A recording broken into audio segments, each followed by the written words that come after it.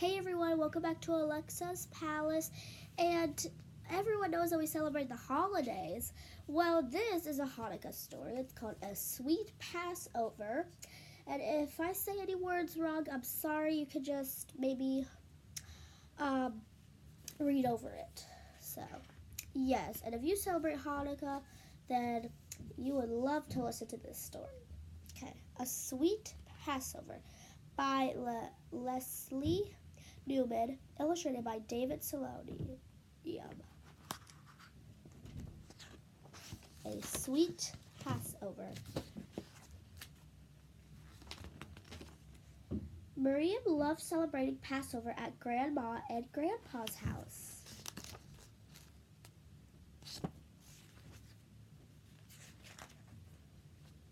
She loved pinning a piece of lace to her hair, just like Grandma did before she lit 2 tall candles and sang a special blessing to start off December. She loved walking around the table with a towel draped over her arm while Mommy poured water from a white pitcher over everybody's hand. She joyfully sang the 4 questions in Hebrew, and then listened as Grandpa read the answers from Haggadah and told the story of Jews' exodus from Egypt in his deep, booming voice. I'm so sorry that I said the words wrong if I did.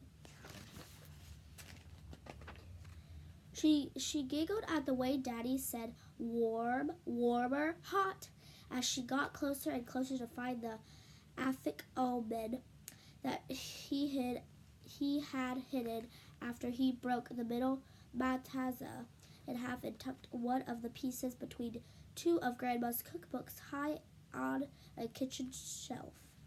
She happily stood beside Aunt Rachel and Uncle Nathan when they opened the front door to welcome Aloud, the prophet, and she laughed when Babala joined them and howled at the full moon.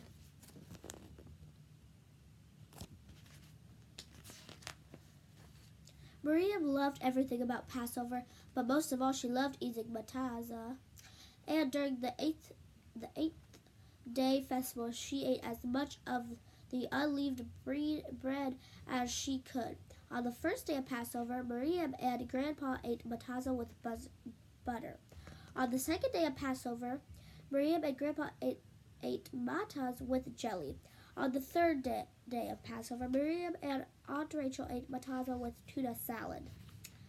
On the fourth day of Passover, Miriam and Uncle Nathan ate matazah with egg salad. On the fifth day of Passover, Miriam and Mommy ate matazah with cream cheese. On the sixth day of Passover, Miriam and Daddy ate mataz with cottage cheese. So maybe you guys eat matazah with these things on it too. On the 7th day of Passover, Miriam ate lots of matazah by herself. She ate matazah with almond butter and matazah with apple butter. She ate matazah with blueberry jam and matazah with strawberry jam. She ate plain matazah, egg matazah, whole wheat matazah, and chocolate-covered matazah all week long. All week long, Miriam ate nothing but matazah, matazah, matazah.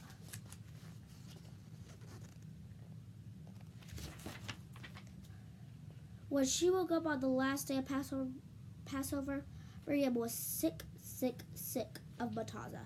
All she wanted for breakfast was a thick slice of warm toast or a soft, chewy bagel or a sweet cinnamon donut or a freshly baked blueberry muffin. But Passover wasn't over until sundown, which meant that Miriam had to wait all day long before she could eat any of those things. Miriam, Grandpa called from downstairs, time for breakfast. Miriam groaned and pulled the blankets over her head. I'm sure if I ate that much matazah, I would get sick. And yeah, it's kind of crazy eating that much matazahs, but it's Hanukkah. Miriam, Grandpa called again. I'm not hungry, Miriam called back. Are you sure, Grandpa asked? I'm making French toast. I'm coming. Miriam jumped out of bed, dressed herself, and ran downstairs. And there was Grandpa with an apron tied around his waist and a puffy chef's hat perched on his head. Good morning, Shane Madela. Grandpa gave Miriam a hug and kiss on the kepi. ready for some French toast. There she is on her bed. Miriam looked at the counter where Grandpa had placed eggs, milk, butter, and frying pan. Where's the bread? She asked. Bread? I can't use bread. It's still Passover, Grandpa reminded her. That's why I'm using matazza. Matazza, Miriam groaned. How can you make French toast with matazza? I'm making Passover French toast, Grandpa explained. I'm making matazza bread. Matazza bread? Yuck. Miriam folded her arms. I'm never eating matazza again. Never? That's too bad, Grandpa said. You don't know what you're missing. And then he began to cook. So she doesn't like matazzas anymore, so that's why she said yuck. And then her dog did that too. First, Grandpa crumbled up the matazza and soaked it in warm water. Next, he cracked some eggs into a bowl added a little milk, and beat the mixture with a fork. Then he drained the matazza and poured the beaten eggs and milk over it. Finally, Grandpa sliced butter into a great big frying pan. As soon as the butter began to sizzle, he poured in the uncooked matazza bread. When it was brown at the edges, Grandpa slipped his hands into a pair of oven mitts, placed a large plate on top of the frying pan, and flipped the whole thing over. Ta-da! Crowded Grandpa. Passover French toast. Doesn't that look delicious? No, said Miriam, wrinkling up her nose. No more matazza for me. Suit yourself. Grandpa sliced the matazza bread back into the pan to cook the other side. Will you please set the table? Miriam took out the special Passover plates and put one at each place. Just as she set down the last fork and spoon, Mommy and Daddy and Aunt Rachel and Uncle Nathan and Grandma scrambled into the dining room.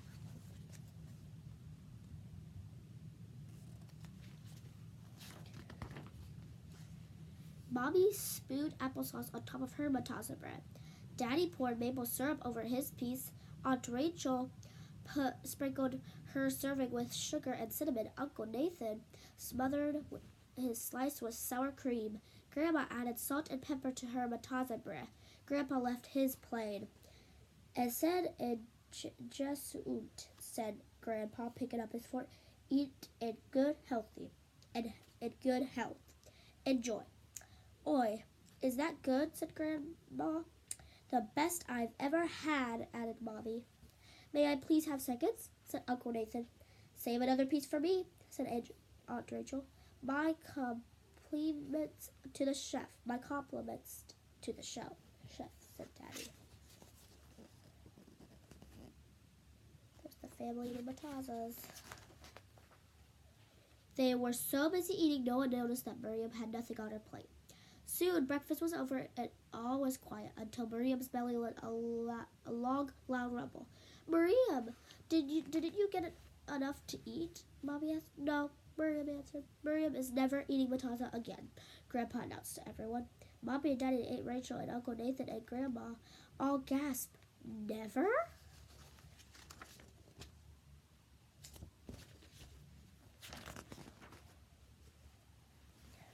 "Not even on Passover?" asked Mommy. "But Miriam, we always eat matazza on Passover. How else will we remember that our ancestors were slaves in Egypt?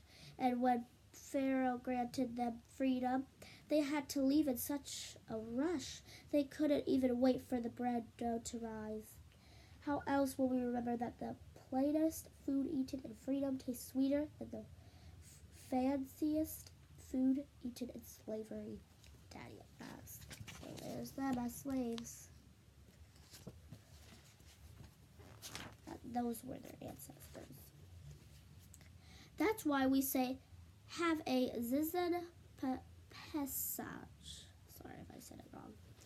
Grandma told Miriam, "Have a sweet Passover." I think that's what it means. "Matazza is such a simple food. It reminds us to be humble," explained Uncle Nathan. "It doesn't puff itself up, and we shouldn't puff ourselves up either. It's a mitzvah to eat matazza." Aunt Rachel added, "A good deed, and just as the matazza was baked in a hurry, we should always be in a hurry to do a good deed whenever we can. Mataza goes with everything, Grandpa said, and that reminds us that we should get along with everyone too. And if all those reasons weren't enough for us and you, Grandma said, your grandfather happens to make the best matata bread in the world.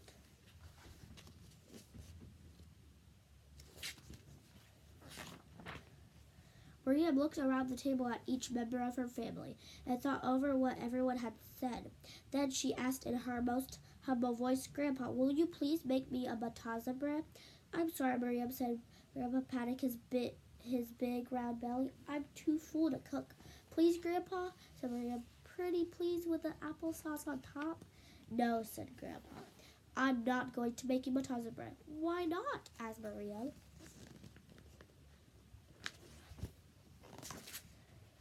Because, said Grandma, handing her an apron and puffy chef's hat, we're going to make a matata bread together. Maria crumbled up the matata and beat the eggs while Grandpa melted butter in the frying pan. Maria poured the uncooked matata bread into the pan and watched as Grandpa fried it up. When the matata bread was ready, Grandpa set a great big piece in front of Maria and said in Jewish Mandela, he said, eat in good health. Enjoy.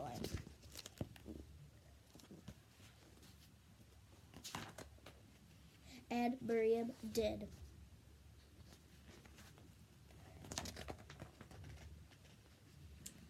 The best matata bread in the world. So here is what you need to make the best matata bread. I'm going to read you the ingredients that you need.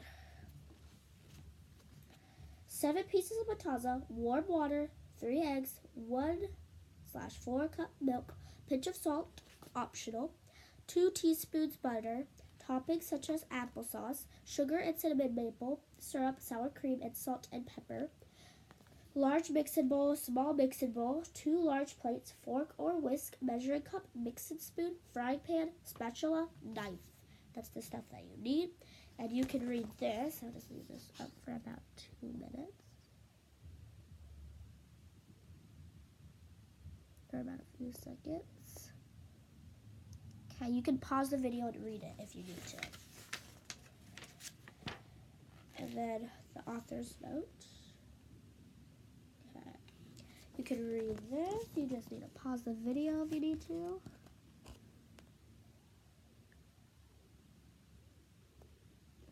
Okay, and I enjoyed reading this book because it just shows how, like, getting together and stuff and Passover. And Passover and Hanukkah are a little different. That's okay, unless Passover means Hanukkah and the same thing.